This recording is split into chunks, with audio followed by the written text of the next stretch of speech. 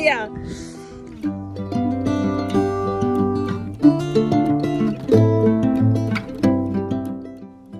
Hey, my name is Morgan. In 15 days, I will be 30 years old. It's a little scary leaving the decade of my 20s and knowing that I can never go back, but I just wanted to write down the first 30 lessons that came to mind that I've learned in 30 years, although of course I've learned much more. But I just wanted to share and encourage everybody out there, no matter what your age is, with 30 lessons that I've learned in this lifetime so far. And I hope that you will get something out of it. Life lesson number 1. A sharp-edged plant will pop your balloon. Now, I learned this when I was about 6. I had one of those punching balloons, you know, when you put the rubber band on the end and you do like this. And I had some friends that were telling me, hey, you know, if you punch the balloon on top of that plant, on the end of that plant, it won't pop. And I was extremely gullible as a kid, so I believed everything that I heard. And I said, are you sure? And they said, I promise. And of course they knew it was going to pop. The second that I punched it on there, of course, it popped. And all that to say, yes, that is a literal truth that a sharp-edged plant pops a balloon. But life lesson-wise, there are things in life that are hard. There are going to be things in life that hurt and that cause damage and that are deceitful. And they can pop your balloon, so to speak. But I just want to encourage you. Be more cautious. You know, don't hold all your trust back, but just know. It should be common sense that a sharp plant's going to pop your balloon. You can have more than one best friend. I learned this when I was 8. I had a best friend, and one day this new girl came into town, and I was no longer important. And I was confused by that, and I wondered why somebody thought that you could only have one. And so some time passed, and eventually that friend came back and apologized, and I forgave her, and we became friends again. But I just want you to know, there's room for everybody. Don't reject people. I've dealt with rejection in so many ways my whole life, and I know you have too, and if you haven't, you're at least scared you will. And I just want everybody out there to know, no matter how old you are, just leave space open for people. You don't have to be best friends with everybody, but you definitely can have more than one best friend. And we all need one, at least. Don't go to bed angry. It's so important. I learned that. I was raised with that. My parents always taught me, don't go to bed angry. If you've got an argument going on, if you got something really weighing on your heart, especially if it's with somebody that you live with, if you can do something about it. I understand not every circumstance allows for it, but if you can, don't go to bed angry. You'll feel so much better, and it's so much more healthy for your relationship. And along with that, always say I love you for real. I don't ever allow my husband to leave the house without telling him I love him. You never know when it could possibly be the last time. Don't let that freak you out, but just know it's a possibility. We're not promised tomorrow, so always say I love you and don't go to bed angry if you don't have to. Lesson number 4, share. I grew up an only child, and as a very young child, I had a really hard time sharing because I was very particular, very picky, very selfish, and wanted my stuff. It was my stuff. You don't touch my stuff. You don't touch my presents if it's my birthday. But my dad, he loved to share, and he always taught me to share. And as an adult, I love to share, and I feel bad when I don't, or at least want to offer to share, and it makes me feel so good inside to share. And I just feel like not everything can be shared, and a lot of things shouldn't be shared, but just to have a heart that is willing to share with other people, whether that be conversation, your food, your time, your stuff, your life, your love, just be willing to share. Because it'll be a really lonely life if you don't. Friends are not always forever. And that's okay. If you had told me that 5 years ago, I would have refused to believe you. And I would have refused to say it was okay. Some friends are forever, and what friends are great, and I love friends, and I hope I always have friends. But I have learned in my life that sometimes the friends that you truly think are forever are not. That does not mean that they did not matter, that they were not important, that not a lot of good came from that time with that friend. Just know, friends might not be forever. The main part of the lesson is, it's okay. Take care of yourself. I'm in the gym, getting in the gym, eating healthy, going to therapy, whatever it takes to take care of yourself. It is so important. Please, take care of yourself. Do some exercise. You'll feel so much better. You'll feel so much better.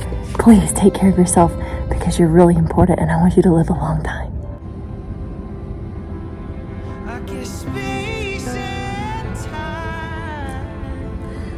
Listen to music. Good music. It can save your life. Music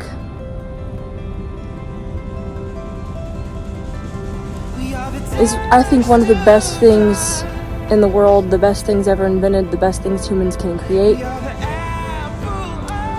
There is a genre and a song for every emotion, for every circumstance, for literally anything you could possibly need music for. There's also a lot of stupid music, and I spent a lot of time listening to really stupid music that did not bring me life in any way, or teach me anything, or move my soul, or make me cry, or make me laugh. And I just want to encourage you to find and discover and explore music of all kinds, because it is literally one of the best things that could ever happen to you. Here's a lesson that's been really hard to learn. Insecurities don't go away just because you get older. I dealt with insecurities on some kind of level ever since I was a little kid. And some of those insecurities that I had as a little kid or as a teenager are still insecurities I have to this day. I just want to let you know, don't not do inner work because you feel like it'll, whatever it is will just go away in 2, 3, 4, 5 years on its own. That's not true. Insecurities cannot go away, fade away, be healed without doing the work towards healing them. The root of where they came from specifically.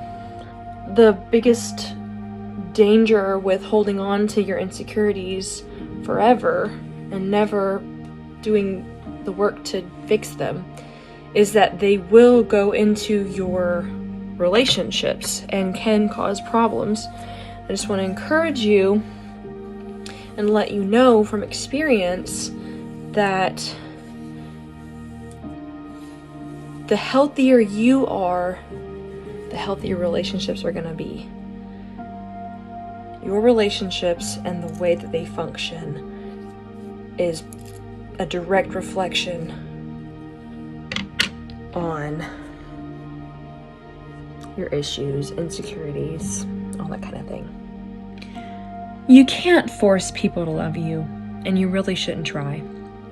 I have a tattoo right here, and it says no strings, and that to me means not to puppet people around. Don't put people on strings. Don't love people using force, manipulation, control. I mean, that's not love to begin with. I did that for most of my life and allowed other people to love me the same way, and I just want to let you know that you deserve to be loved unconditionally, without control, without manipulation, without force. And you deserve to love others that way as well. It is the most freeing thing you can do to cut the strings. Cut the strings on yourself, cut the strings on other people, and you will experience true love and true freedom in love, which is one of the best experiences life can offer. One of the best lessons I have ever learned in life, and one of the top that I'm the most grateful for, is discovering that romance, the entire process of romance leading into marriage and marriage itself, is not what you think it will be, probably. For me, it was not. That's not necessarily a bad thing. The process of romance, what it can be, starting from dating, through to engagement, through to marriage, and inside of marriage, is a privilege, even when it's hard. A lot of the time, it is hard, but it is some of the best work you can ever do. It is who you spend the rest of your life with is one of the best decisions most important decisions you will ever make in your life. So please, please don't take it lightly. It's not something to be thrown around and messed with easily, off and on, to throw away and jump back in and throw away and jump back in. It is a gift. It is a challenge. It is beautiful. It's pretty much anything that you can think of all combined into one. And the greatest adventure, relationship-wise, you can ever experience, in my opinion. And I'm only 3 years in. Another lesson that I have learned, one in particular that I have not enjoyed learning, is that change is inevitable. Change will happen. And a lot of people thrive on change, so that's great news for a lot of you. I personally actively fight against it. I do not love change. I've experienced it a lot, and I have, come to learn that it's not always horrible, it's not always bad, but it is still very difficult because it is not comfortable, it is unpredictable, it can be scary, sometimes dangerous. Just know that it's gonna happen, whether you want it to or not. I want to encourage you, specifically when it comes to change, to give yourself and people you love the space for change. For example, if somebody you love is one way 1 year and then they're different the next, my problem was always being like, well, we promised this would never change, or I promised I would never, you promised you would never. And so you're just like automatically done because the change happened, because you just assume that the change is bad. But some of the most beautiful, good things can come from change. Sometimes change is necessary, sometimes it is unavoidable, sometimes it's really needed. Obviously there can be bad changes, and that's a whole nother story. Sometimes obviously there is a level of change where you would need to end something, but just make space and give grace for change in yourself as well as in other people, and I promise you'll be glad you did, even if it's really hard. You will miss something in your life where you currently are. If you're 10 and you want to be 16, you're gonna miss being 10. If you're 16 and you're dying to be 21, you're gonna miss 16. If you're 21 and you're dying to be 30, which probably not, but you're gonna miss 21. I know this doesn't necessarily apply to every person, because some people don't have positive experiences through stages of their life, certain stages or every stage, and I'm so deeply sorry to every human that had a less than great childhood or a less than great home life as a teenager going through high school. There's so many different scenarios, and I completely get it, and I'm deeply sorry. So please take everything I say with a grain of salt. Chew on the meat for yourself, spit out the bones that don't apply. These are lessons I've learned in my life. If they apply to you, great. If they don't, great. But I just want to tell you, for me and for you, don't rush your life. Well, that really does go for everybody, I feel like. Don't rush your life. If you're a kid, be a kid. If you're a teen, be a teen. If you're a young adult, be a young adult. If you're 30, be 30. If you're 40, be 40. If you're 50, be 50. If you're 80, be 80. You know, I used to be a huge country music fan. Not so much now, but there's some country music songs that will always get me in my feels and make me cry. And You're Gonna Miss This by Trace Adkins is one of them. I remember being 18 and listening to the song. She was staring out the window of that SUV, complaining, saying, I can't wait to turn 18. She said, I'll make my own money and I'll make my own rules. Daddy put the car in park out there in front of the school, and he shook his head and he said, I was just like you. But you're gonna miss this. You're gonna want this back. You're gonna wish these days didn't go by so fast. And I'm telling you, I'm not saying that I would rather be 10 than be where I am right now with the life and the husband and the family, like everything that I have. But like, there's certain things, it's the kind of miss that like, just the most precious memories that you, if you could go back and just have a day, you would. And you wouldn't like go back and redo the whole thing, but like, basically I'm saying that to say, don't rush your life. And I know it's so hard, especially when you're a teenager, to not rush your life. But I just want to encourage you all out there, especially if you're a teenager, to just enjoy,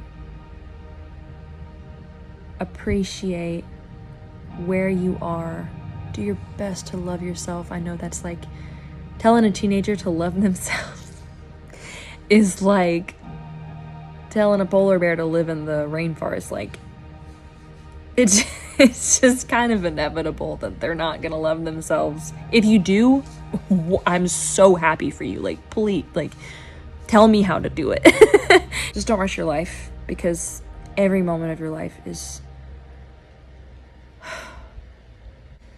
it just matters.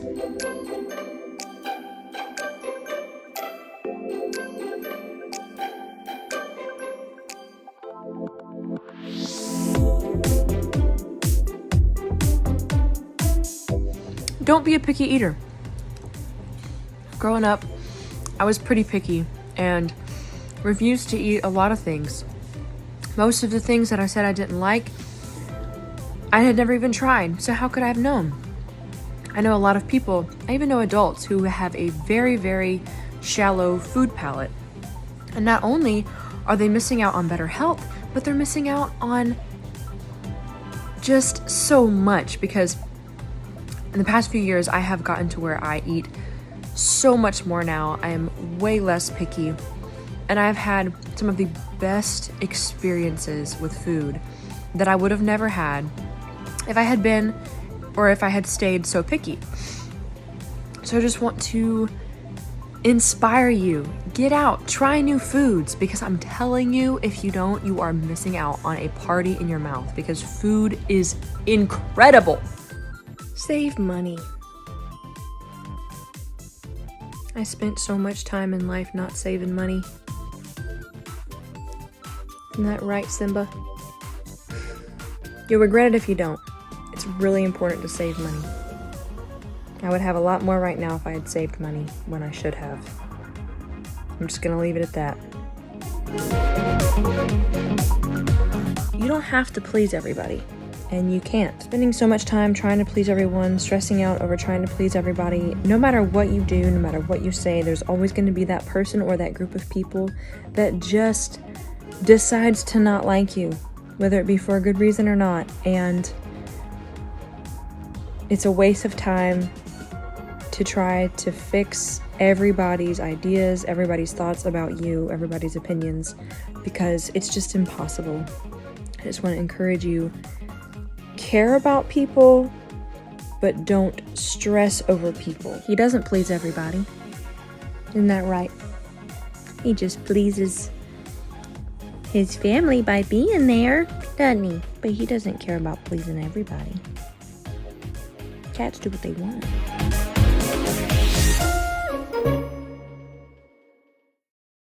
Don't quit. Sometimes. Sometimes you should quit, depending on what it is. If it's smoking, you should quit. If it's drinking too much, you should quit. If it's doing drugs, you should quit. There are a lot of times when you shouldn't quit. When I was a kid, I took piano, I took guitar, I took violin, I took gymnastics 3 times, I took ice skating. Every single thing, I quit before I could even get good at it.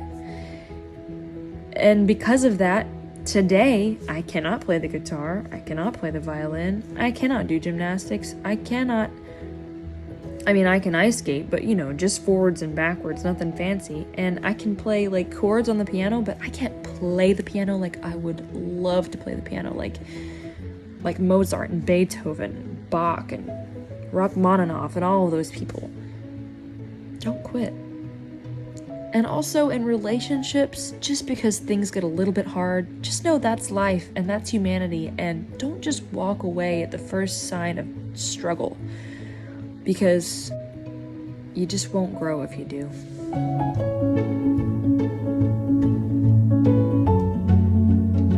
Read. Just read. When I was a kid, I read so much, and by the time I was 5, I was reading classic literature novels. And as I got older, I just stopped reading a lot. And I've heard that there's not a person in the world who is extremely smart who does not read. If you want to be super smart, you just gotta read. And reading expands your world and your brain. Just pick up a book. Spend some time writing. Writing taught me a lot. I wrote a lot as a teenager, very consistently, kept journals as a teen and in my early 20s, helped me through so much. I don't know why I ever stopped. Whether it be writing for your own personal growth or for your own help, or it be creative writing, like poetry, songs, stories, books. It's a really good outlet. I've used writing a lot to write down thoughts when I was gonna have a confrontational conversation with somebody, and it really helps to write it down before you go actually say it out loud, because it can really help you realize that you may or may not actually want to say a certain thing that you're feeling at the moment that you write it down. Speaking of turning 30, check out this hairstyle. Is this not early 2000s, late 90s? I mean, put me in a Britney Spears video. Speaking of the early 2000s, when you are 15 and everything feels like the end of the world, it's not. The amount of times I cried myself to sleep or worked myself silly over thinking it was the end of the world. There are a lot of times in life, not just as a teenager, where you go through something that feels like it's the end of the world, but I'm specifically talking about the lesson that I learned as a teenager. The things that feel like they're gonna kill you only make you stronger if you let them. I'm not saying don't feel your feelings. Every feeling is valid in the moment that you're feeling it, but I just want to encourage you, in the midst of all the stuff, it's not the end. Think before you speak. Just do it. Stop! And then speak.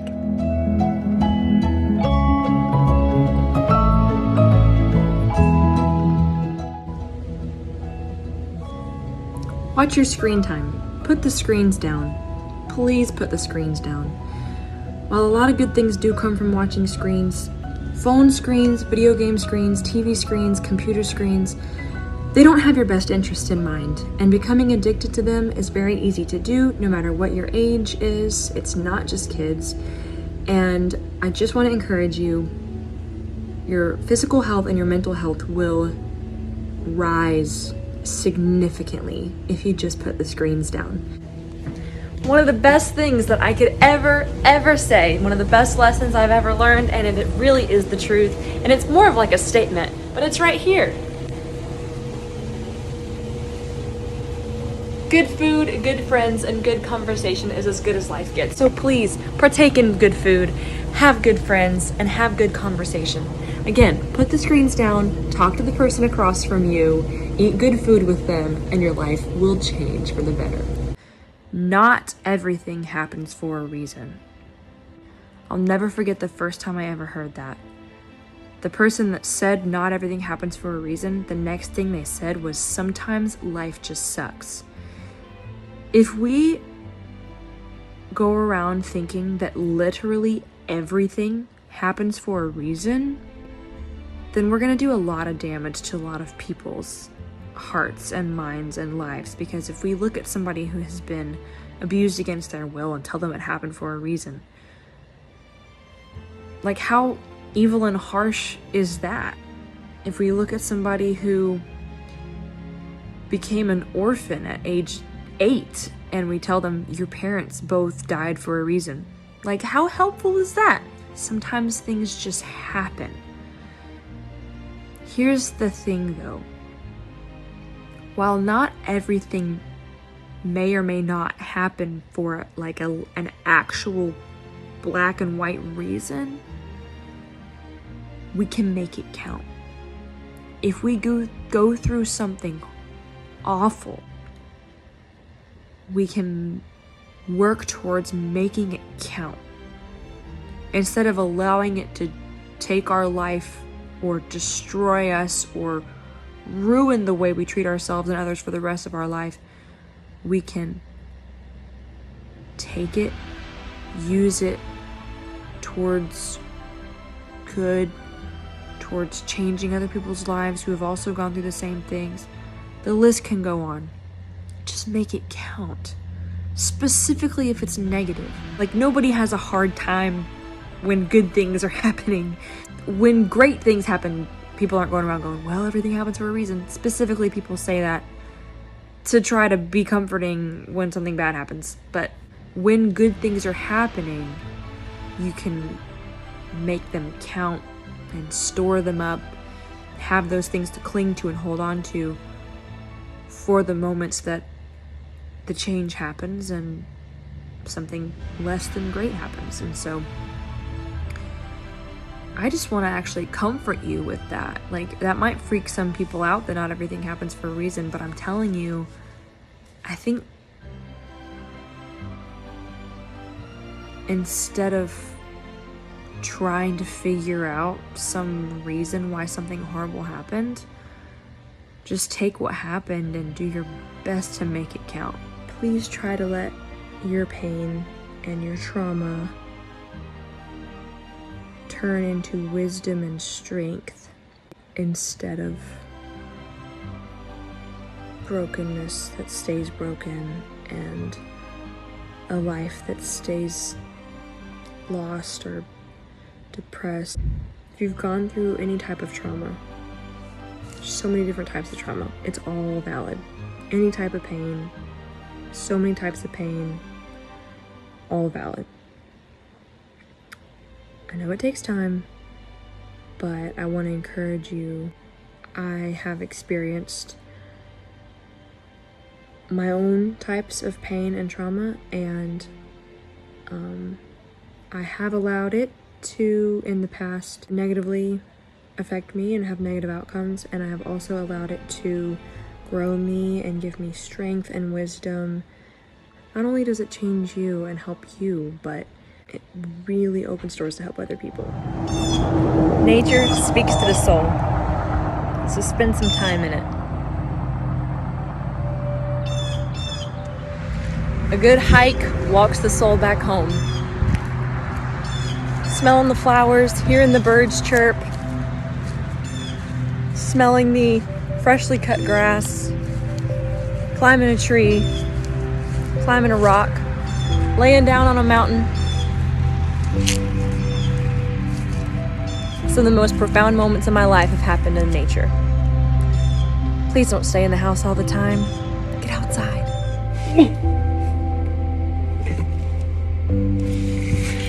Not fitting in can be a good thing. You might have the fear of missing out, the good old FOMO.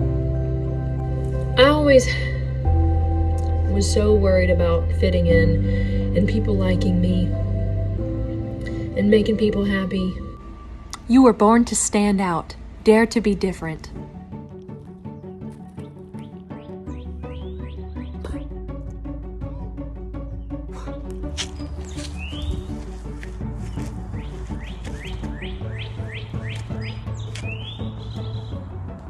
Know what's in front of you before you open your mouth. When I was a teenager, we were dog sitting for this precious little dachshund named Lily, and she would sleep in the same bed with me. She would curl up under the covers and fall asleep next to my face. Cutest thing in the world. Well, one morning I woke up, still had my eyes closed, and I turned my head to kiss her little face and kissed what I thought was her face. Turned out it was her little butt. So, know what's in front of you before you open up your mouth. Forgive. It will free you tremendously if you just forgive. You don't have to forget. It's impossible to forget. Nobody should ever ask you to forget. But forgiving is so important, even if you have to do it again for the same person in the same situation, the next day and the next day and the next day, until you actually feel a difference in your heart. Please forgive. It sets everybody free, but mostly it sets you free. It is okay to question and to doubt and to tear some things down, but please don't forget to build some things back up.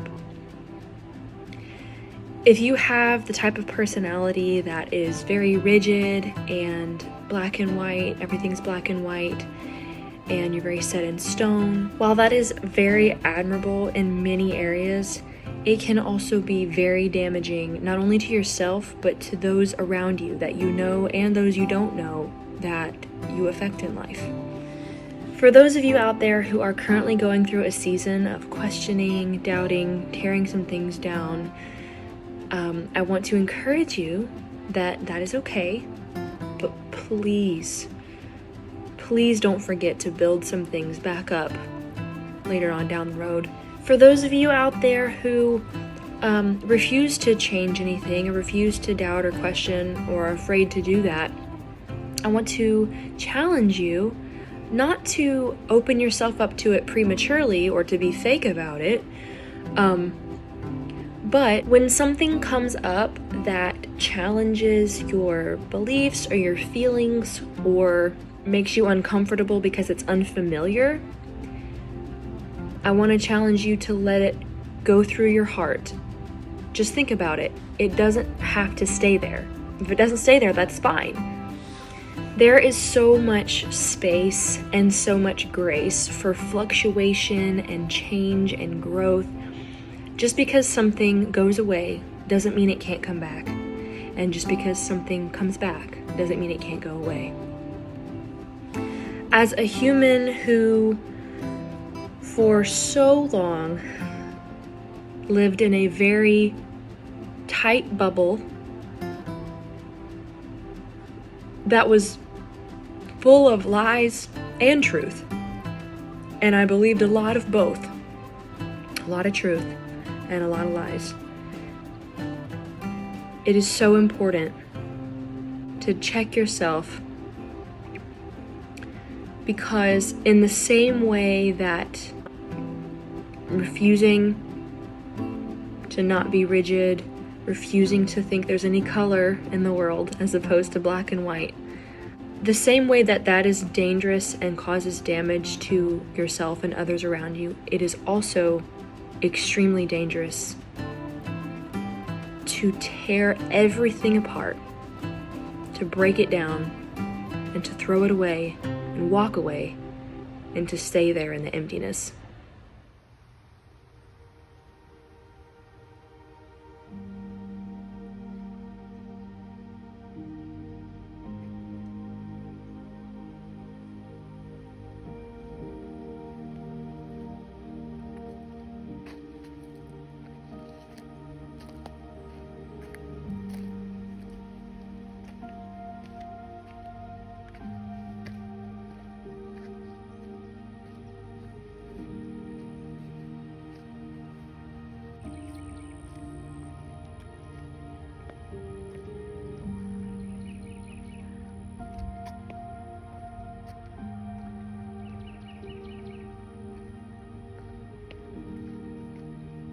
If you make space for God, He will fill it. The details surrounding that are vast. It looks different for a lot of different people. But I can promise you that wherever you go, whatever you're doing, if you make the space for God, He will fill that space. God is always filling every space in the universe. The only difference is whether or not we are aware of it when we are there in that space as well. So when we make this space, we are opening ourselves up to become aware of what was already there, and we are getting to become a part of it as well in that moment. We're a part of it regardless, but there's an ant on me. But making it a point to become aware of it and to enter into it purposefully makes the quality of that space a lot different. It's hot out here, y'all.